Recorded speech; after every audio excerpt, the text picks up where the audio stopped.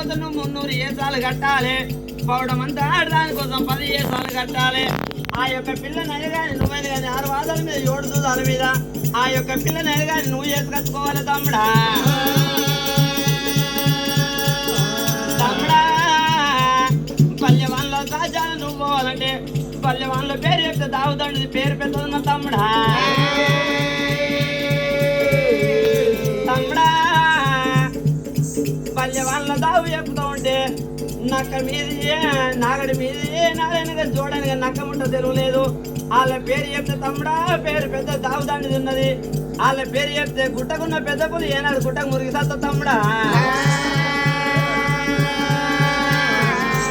ఓ తమ్ముడా మల్లయ్య తమ్ముడా మల్లయ్య అక్కమ్మా నేను ఏడుకోవాలి. ఇక్కడికి దగ్గర కంచివారి పట్టం కంచివారి వరదరాజులు కన్న భూపాల సిద్ధమ్మ కన్న కొడుకులు 6 బలియలు బలియలతో ఒక బల్యం మేడలమ్మ ఉంటుంది. అక్కడికి పోవాలరా బిడ్డ నువ్వు. అక్కమ్మా నేను కానీ కాజురోడ్డు కలిగి ఉన్నది కంచివేరు పండుగ కంచివేరు పట్టణమేల రాజా కంచి వరదరాజు. ఆ యొక్క కంచి వరదరాజు భార్య భూపాల సిద్ధమ్మ గర్భాన పుట్టిరు 7 బల్య వాళ్ళైనా. 7 బల్య వాళ్ళ తోడ పుట్టింది ఒక్కదాని ఒక బిడ్డ ఉన్నదా అక్కమ్మా.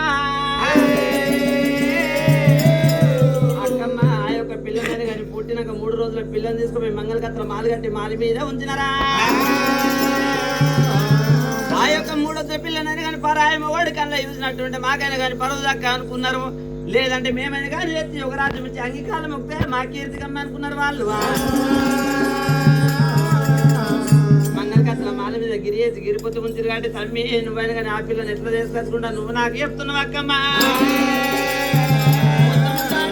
300 ఏసాలు కట్టాలి పౌడమంటే ఆడదానికోసం 10 ఏసాలు కట్టాలని ఏనాడు అనుకున్నాడు.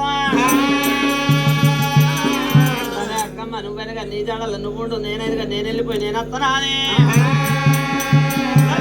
మంతోడు రాజు మల్లయ్య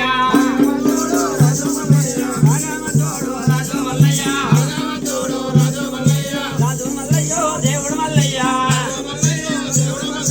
గుప్పించి దేవుడు గుర్ర మీరారా దుబ్బుతున్నాడా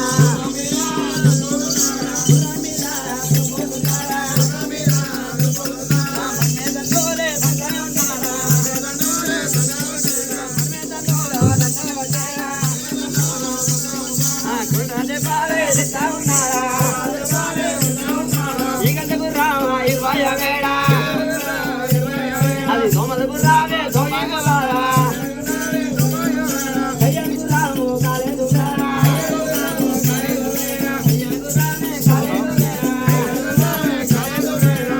మల్లయ్యో దేవుడు మల్లయ్య కాడికే దగ్గర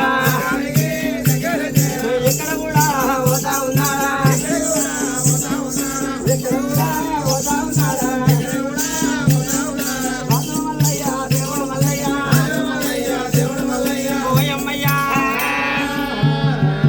భగవంతుడు మల్లయ్య ఏనాడు గుర్రం మీద ఏనాడు గుప్పించి దుక్కిన నాడువా ఇక్కడికి దగ్గర ఏడ పోతా ఉన్నాడా.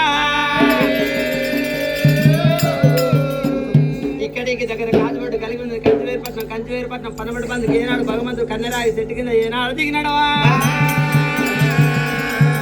దిగిన భగవంతుడు కానీ ఏమి చేసినాడా. భగవంతుడు కానీ ఏనాడు దిగిందో దిగిన భగవంతుడు ఏమి చేసినాడు.